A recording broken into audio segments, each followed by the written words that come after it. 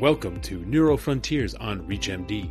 On this episode, Dr. Lei Hoa will be discussing challenges in diagnosing older patients with multiple sclerosis, a topic she presented at ECTRIMS 2025.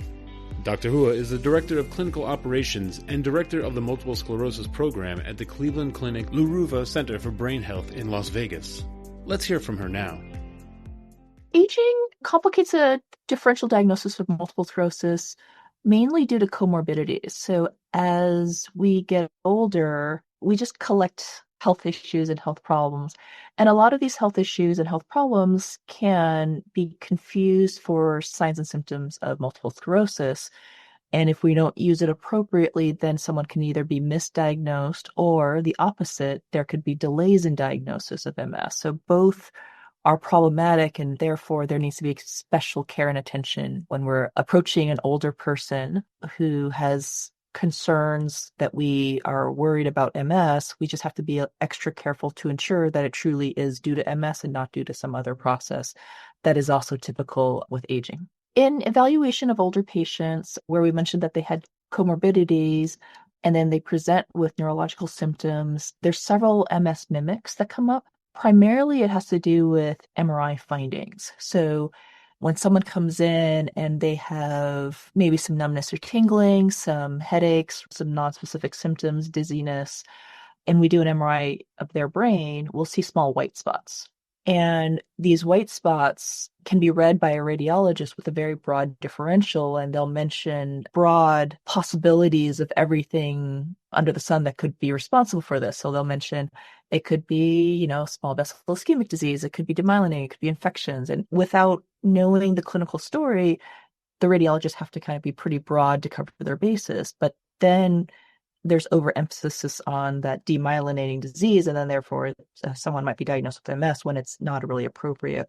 We see white matter lesions in two groups of people who have migraines and people who have vascular disease, primarily hypertension.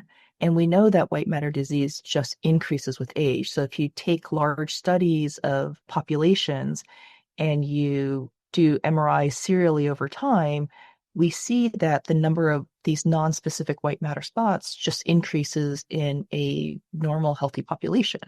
So when we over-apply an imaging finding to someone with pretty non-specific symptoms, we can then get caught into the concern of this might be an MS mimic. With that, as long as we're talking about the vascular issues, with that hypertension, strokes can actually also be a mimic of MS. So someone who kind of comes in with odd changes of numbness or weakness and we do an MRI, that can be where if we're not catching it at the time of their symptom, we might be catching imaging findings of prior strokes, but again, concerned that it might be something more like MS or not. Lastly, one of the more common mimics we see is actual spinal stenosis. So with degenerative disc disease, as we all get older, we start getting, arthritis of the spinal column, and those bulging discs can kind of push on nerves and push on the spinal cord, causing neurological symptoms, and they can actually cause signal changes in the spinal cord itself. And then that becomes then a misdiagnosis of MS or a mimic of MS when it's truly a different process. I would just advise clinicians to be really thorough about the clinical history. And if the clinical history makes sense for an MS process, then that is applied. When it doesn't fit, it's nonspecific, it's vague, they don't really have any objective sign and symptoms that can support the diagnosis of MS, then I would be a lot more cautious. Everybody has weird numbness and tingling. Dizziness is actually really common. Headaches are really common. And more often than not, if they're common, they're probably going to suffer from a common process. We want to be very cautious then when it's nonspecific, when the story and the presentation is not typical for MS. The new McDonald's criteria for the diagnosis of MS should be published soon. In that, there is particular caution of how we want to be careful in older individuals, especially over the age of 50. And when we're trying to make the diagnosis of MS over 50, one of the things that we want to then pay attention to is the use of paraclinical studies that might help us make the diagnosis. So using spinal taps and the presence of oligoclonal bands or kappa light chains can help us confirm the diagnosis of MS versus a non-inflammatory process.